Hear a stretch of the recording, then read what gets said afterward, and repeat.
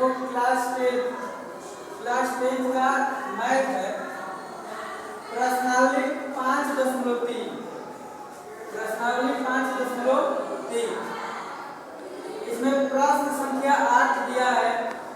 निम्नलिखित समांतर श्रेणियों का योग ज्ञात कीजिए।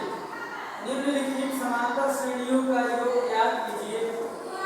ये 1 नंबर दिया है इसमें 2 7 12 2, 7, 12 10 पदों का योग 10 पदों का योग।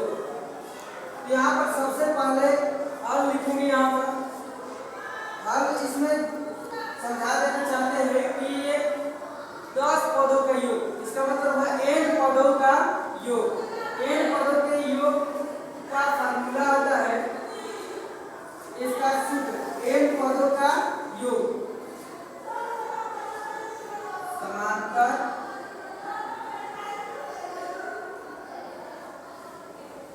श्रेणी n पदों का योग n पदों का योग। ठीक है, इसका सूत्र होता है सूत्र n पदों के योग को Sn से दर्शाते हैं। Sn से दर्शाते हैं। समांतर श्रेणी के n पदों के योग को Sn से दर्शाते हैं। ये Sn, ठीक है। इसका फार्मूला आता है Sn बराबर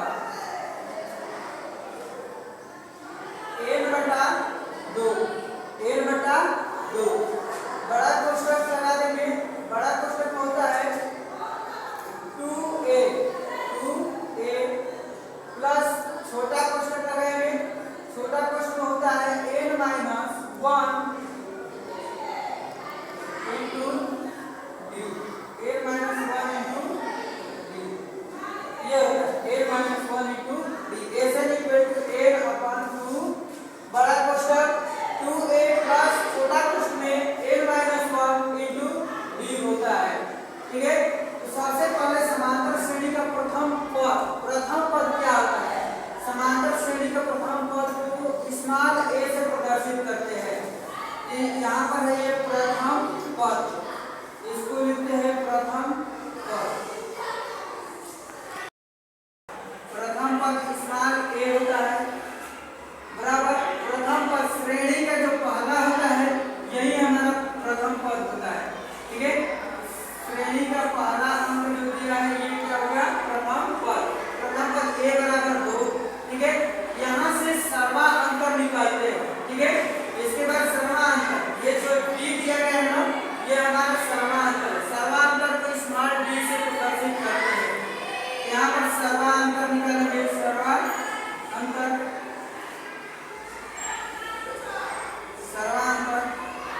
इसको स्मॉल d से प्रदर्शित करते हैं। सर्वांतर को स्मॉल d से प्रदर्शित करते हैं। स्मॉल d बराबर क्या होगा? तो सर्वांतर कैसे निकालते हैं जी?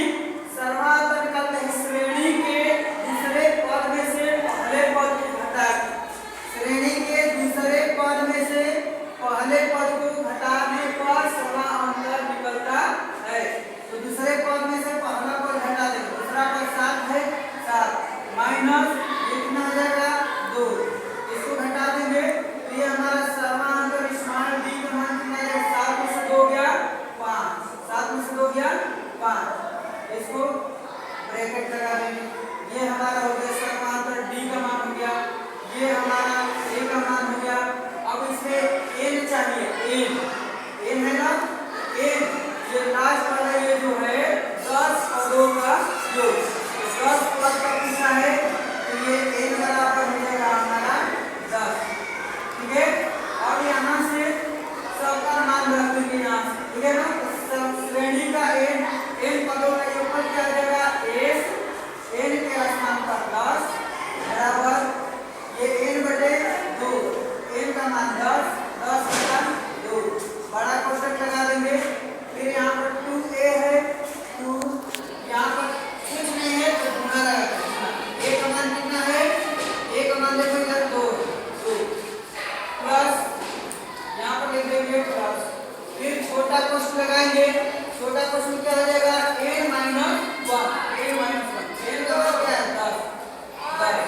-1 इंटू, यहाँ कुछ नहीं है तो यहाँ पर गुना लगा, ठीक है।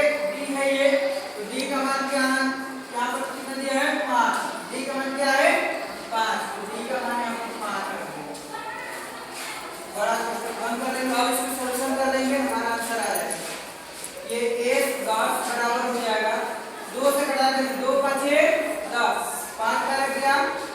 अब इसको क्या करेंगे, ये देखो मल्टीप्लाई है, गुणा है, तो इसको इससे गुणा करेंगे, 2 गुना के 4 प्लस है प्लस,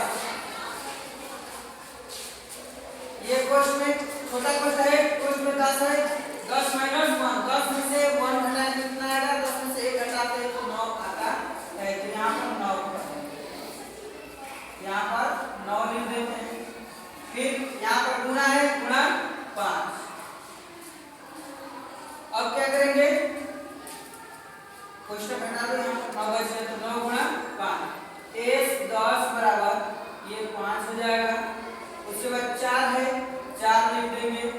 सबसे पहले इसमें गुणा है ना, तो गुणा का काम करते हैं, प्लस है प्लस, सबसे पहले गुणा उसके बाद प्लस का काम करते हैं, ठीक है। काटे क्रिया को खत्म करो, ता पीछे 2 भाग, गुणा करो, धन को जोड़िए, ऋण को दिए घटा, ठीक है। इसमें सबसे पहले गुणा होगा, तो 9 बचे 45, 9 से 5 को गुणा करेंगे कितना आ जाएगा, 9 बचे 45, ये हो जाएगा हमारा 45। अब दोनों को क्या कर देंगे, 1 10 बराबर ये 5 है 5, ठीक है। इन दोनों को जोड़ दें, यहाँ कुछ नहीं है तो गुणा, 45 में 4 जोड़ेंगे, 5 में 4 जोड़ेंगे तो कितना आ जाएगा 9, ठीक है। फिर 4 बचा है 4 49।